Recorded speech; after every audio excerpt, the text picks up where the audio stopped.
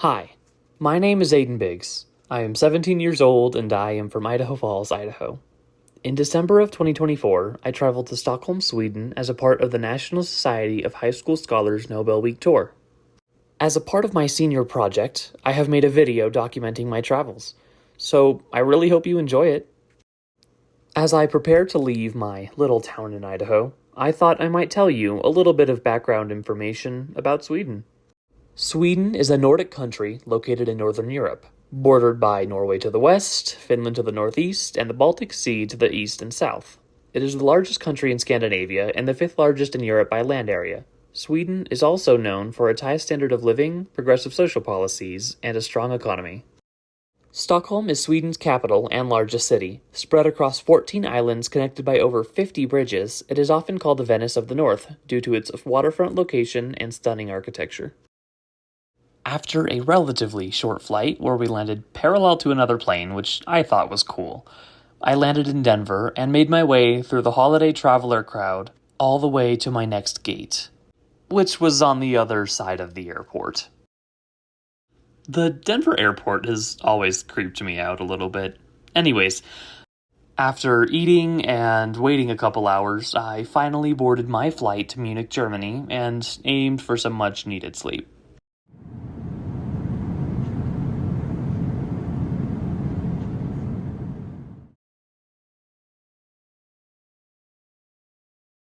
I woke up to see the landscape of Germany underneath the airplane as we began to land in Munich. After a smooth landing, we deplaned and entered the airport. It was quite nice, with lots of luxury boutiques and shops that I saw. Although, I didn't spend much time there because I had to go straight to my gate where I quickly boarded my flight to Stockholm. The flight there was relatively uneventful. I managed to get a little bit of extra sleep, and eventually we landed. After deplaning and getting my bags, I went to the subway station underneath the airport and boarded the Arlanda Express. While on the non-stop high-speed train to the city center, I planned my route to the hostel in which the whole organization was staying at. Believe me, I was really ready for some rest.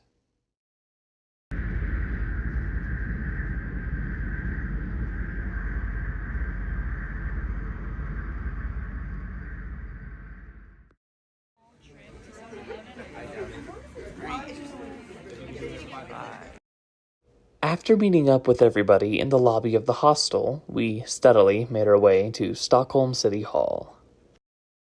The weather that morning was quite cold, but also surprisingly sunny, which is not always the most common thing in Stockholm, especially in the winter. Anyways, when we arrived, we gathered in the courtyard in the center of the building. While you look at a couple more videos of the area, I wanted to talk a little bit about the City Hall. Stockholm City Hall is one of the city's most iconic landmarks. It's known for its red brick facade and the golden three crowns at the top. It was completed in 1923 and designed by architect Ragnar Ostberg. We first toured the Blue Hall, where the Nobel banquet is held. And after passing through some quite eloquent hallways, we entered the city council room, which had a beautiful ceiling, which was very ornate and awe-inspiring. Soon after, we made it to the Gold Hall, which is my favorite room. It's lined with murals, which are made of millions of glass tiles lined with gold, and has cultural displays of myths and legends of the area. And this is interesting to me because this really isn't that old of a building. It was completed in the mid-20s, which makes it pretty damn new. Soon we made our way to the Nobel Concert Hall, which is the place that the Nobel Prize ceremony is held, and draws nearly 1,300 guests every year.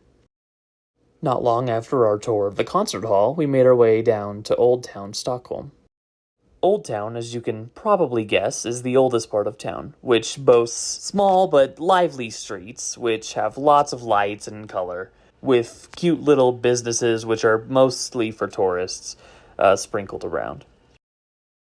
Anyways, after a long day, we eventually made our way back to the hostel for some much-needed sleep.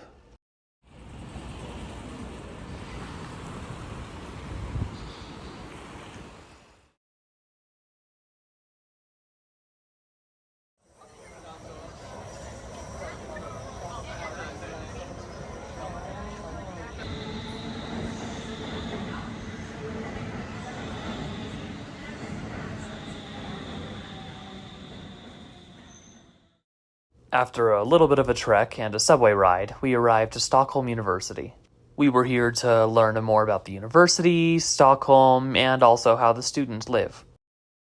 As somebody who enjoys interior design to an extent, I really liked some of these buildings, and it was really obvious that a lot of time and effort had been put into designing these.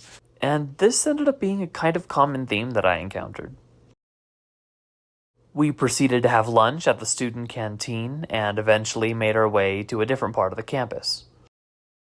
Once we arrived, we filed into a classroom to get ready for a lecture about the discoveries and work of a member of the Nobel Prize in Chemistry's committee. Even though we honestly didn't know much about what she was talking about, many of us took notes anyways. After the lecture, we proceeded to go around and visit different departments of the university. I mean, for example, here is a professor holding an ice core in a very cold freezer. And eventually, after visiting many different departments, we were brought to a quite adventurous art exhibit in the basement of one of the buildings. Something that I found interesting is that this entire art exhibit is in a space which used to hold a particle accelerator. After it was decommissioned, it was eventually converted into a rotating art exhibit. And the tools that I have to express myself keep leading me back to this.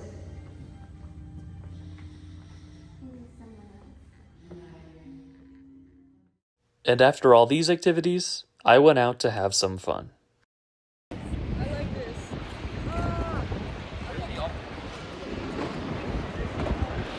Yeah, I think it's very cool.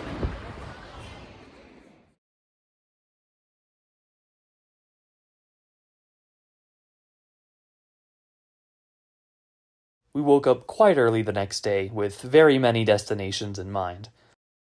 Except this time, we had a bus.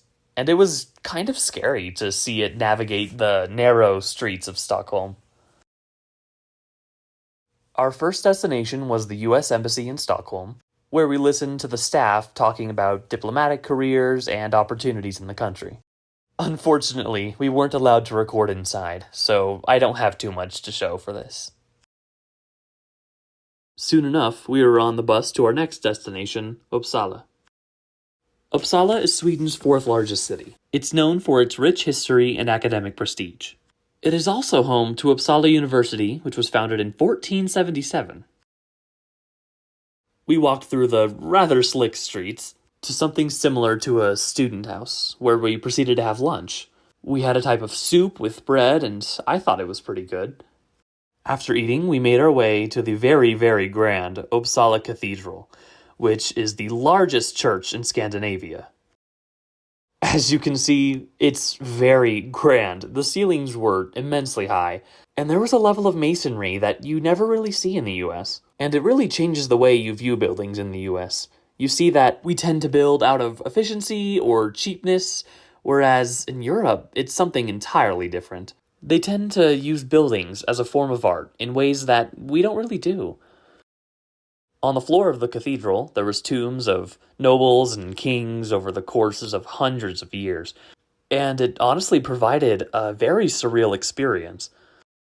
We happened to be there at the exact same time that a local choir was practicing for a cultural celebration which coincides with Christmas known as St. Lucia.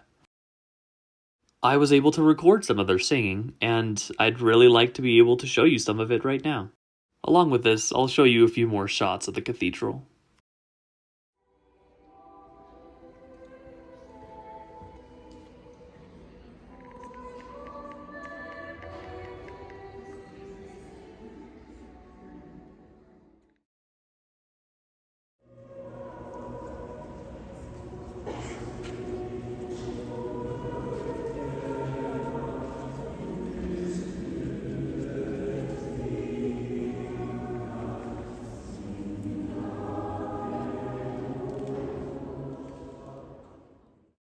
I imagine both of us think that was pretty cool.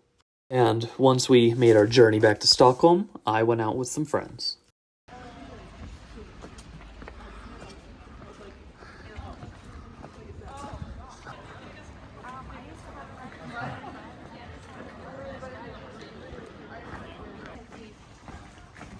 in general? After a long day and then a long night of walking and exploring, I was ready to head back to the hostel and get some sleep.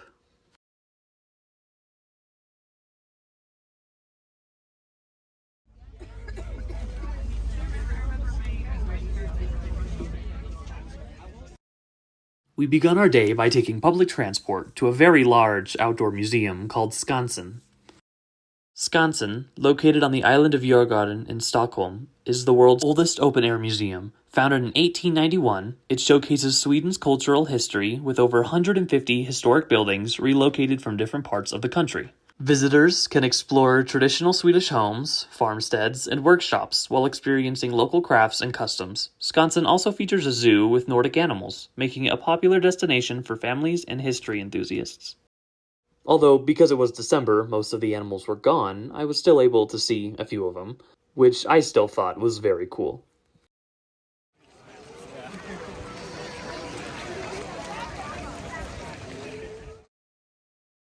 It was very busy that day, with lots of activities and people doing things, including some carolers.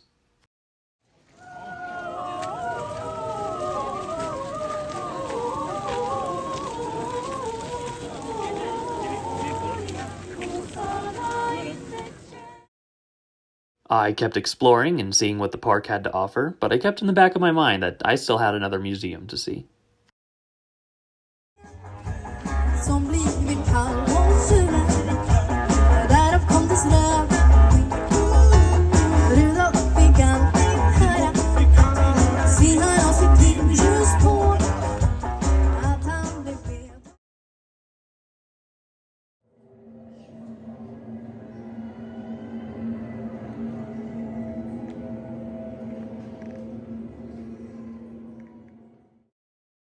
I was now visiting the Nordic Museum. The Nordic Museum in Stockholm is Sweden's largest museum dedicated to cultural history, offering a deep dive into the traditions and lifestyles of the Nordic region.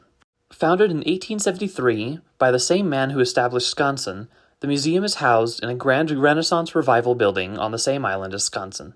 Its vast collection includes exhibits on Swedish folk art, fashion, textiles, furniture, and jewelry, as well as a significant focus on the Sami culture and the indigenous people of northern Scandinavia. Visitors can explore the evolution of Nordic life from the 16th century all the way to the present. This makes it an awesome experience with very immersive exhibits and well-designed spaces. It really was interesting and fascinating to learn about Swedish history in so many different formats and ways, and overall, I really suggest you visit. After this, we were in for a very special dinner.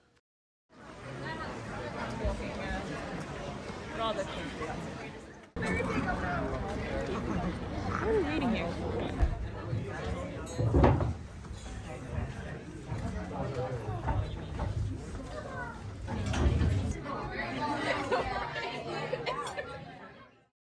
As a part of this special dinner, our whole tour group ate in a charming basement of a very charming restaurant. As we ate local foods, we also came together and sang a few Christmas carols as well. I always think the holidays make everything better. We then walked through the grounds of the Royal Palace to see the Nobel Week lights around the city.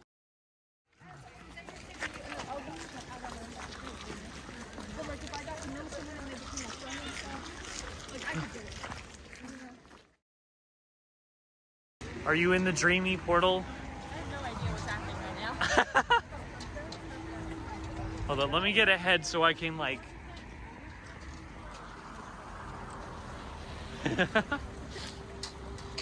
Oh, are you freaky?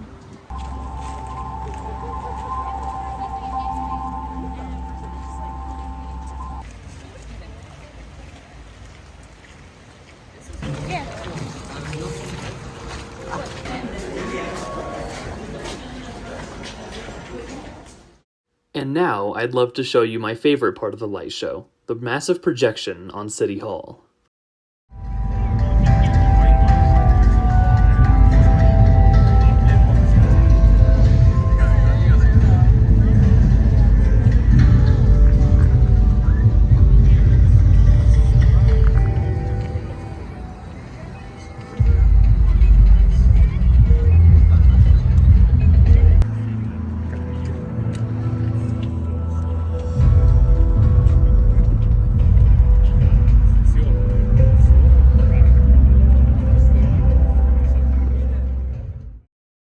I know filming doesn't do it justice, but I hope you think it's as cool as I do.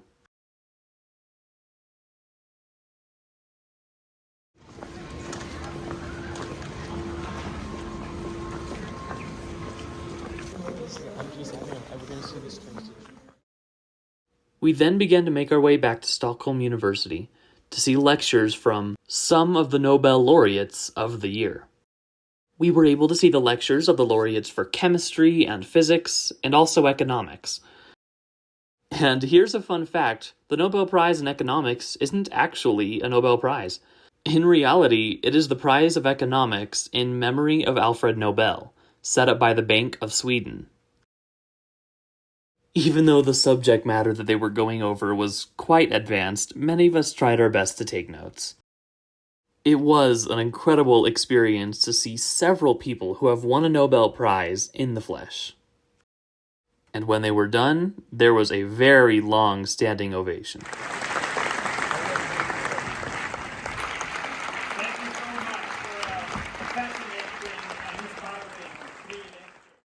Do you remember when I mentioned St. Lucia and Uppsala? Well, now I actually get to go to one. We all gathered in the Stockholm Cathedral in Old Town. We were filled with anticipation to see what this was like. And just like Uppsala, the church was beautiful. And something else that was just as beautiful was the singing. So here's some of it now.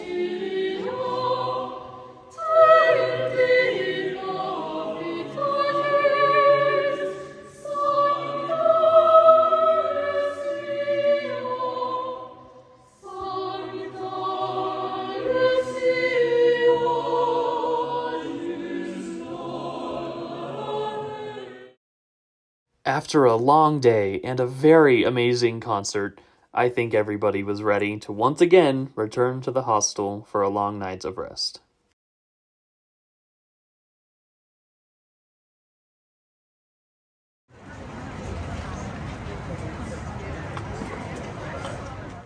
We made our way to a convention center on the coast of the city to see the Nobel Week Dialogue. The Nobel Week Dialogue is an annual event held in December, bringing together scientists, policymakers, thought leaders, and the public to discuss global challenges. And when we got into our seats, we saw a pretty cool opening from a local artist.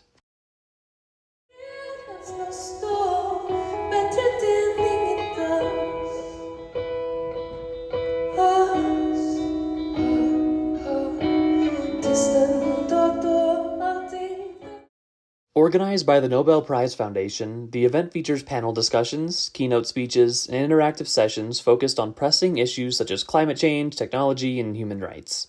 The goal is to bridge the gap between science and society, encouraging informed dialogue and inspiring and innovative solutions. And as part of the prestigious Nobel Week, the dialogue attracts a global audience eager to engage with groundbreaking ideas. After the dialogue was over, me and a couple friends took the ferry back to the hostel.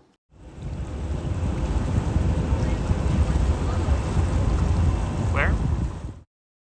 If you ever visit Stockholm, I think you have to try the ferries. They are smooth and efficient, and honestly, especially from someone that lives in the interior United States, I think that they're really cool. They also help offer a view of the city which is difficult to get on land, where you get to see so many things at once. And as we drifted back to the hostel, I knew that my trip was soon to come to an end.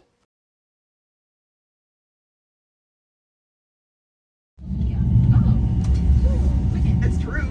You need a map for that. It's behind. As we took public transportation to our destination, on our final full day in Stockholm, I reflected on my trip and thought about just how transformative it had been to me. Stockholm is unlike any other city or place I have ever been to in my life, especially living in rural Idaho. And it's so interesting to see other perspectives in the world, so different from my own.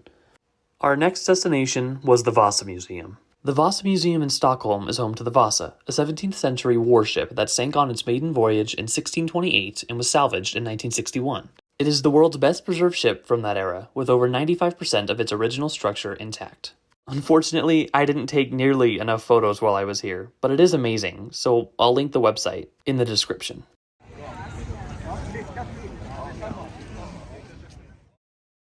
I then gathered with many others on the shore of Old Town to see the Swedish Air Force do a flyover in the shape of a Christmas tree. As someone who's seen the Blue Angels before, I thought this was really cool.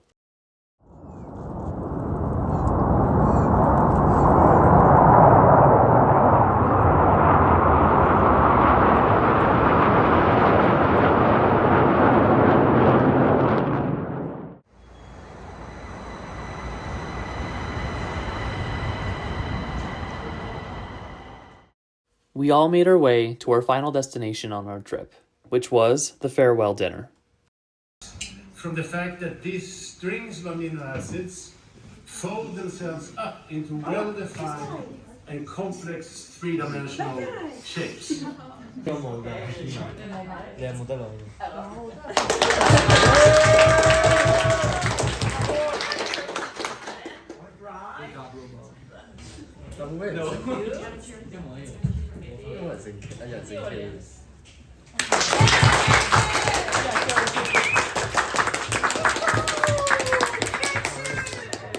Wait for my speech. Speak soon.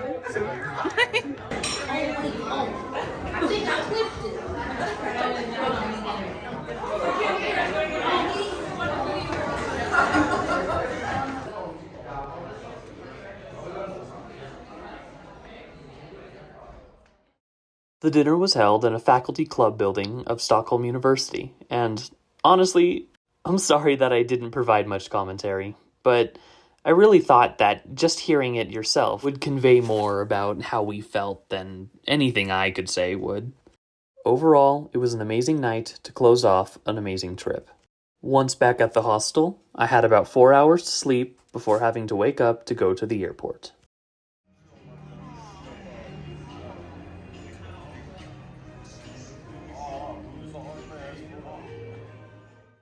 Frankly, I don't have much to say about my way back. It was a long flight with a layover in Frankfurt, but nothing significant happened aside from me sleeping. Even though I had enjoyed Sweden so much, it was nice to touch down in Denver and see my home country again. And regardless of how much I loved Sweden, this is still my home, and this is still the place that I was born. So, as I made my final flight back to my little town in Idaho, I knew that I had an awesome trip, but I was also ready to be home.